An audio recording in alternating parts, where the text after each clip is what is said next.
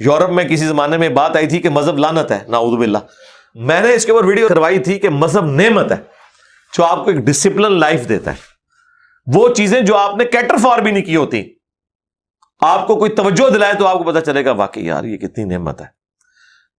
آپ کو میں آپ لوگوں کی زندگی سے مثال دیتا ہوں. ایک بندہ جو ملازم پیشہ ہے یا کاروباری آدمی ہے، مغرب سے پہلے وہ تھک ہار کے گھر آتا ہے.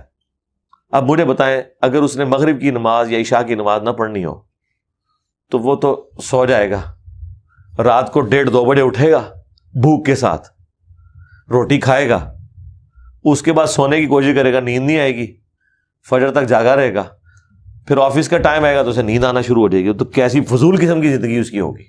لیکن نمازوں کی ٹائمنگ، یہ پابندیاں آپ کو کتنا ڈسپلن کرتی ہیں کہ آپ تھک ہار کے آتے بھی ہیں تو آپ انتظار کرتے ہیں نہیں یار نماز پڑھ کے ایک دفعہ ہی سوؤں گا. کھانا بھی آپ پہلے کھا لیتے ہیں، اس کی وجہ سے آپ کی صحت بھی مینج رہتی ہے اور آپ کتنے ڈسپلن رہتے ہیں.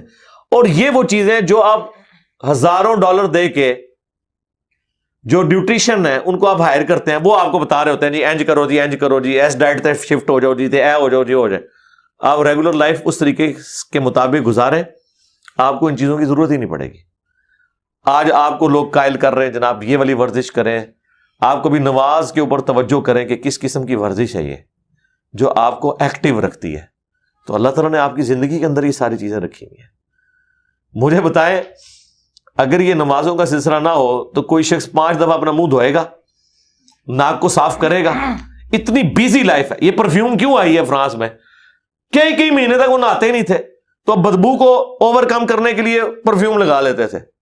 لیکن کیا مسلمان کو اللہ نے زندگی دی ہے کہ مسلمان تو میں کہتا ہوں مچھلی ہے، آلموسٹ روزانہ ہی نہاتا ہے، آدھا تو نہا ہی لیتا ہے نا وضو کی شکل میں، اور ہفتے میں تو ایک دفعہ نہانا واجب ہے، مسلم کی حدیث ہے.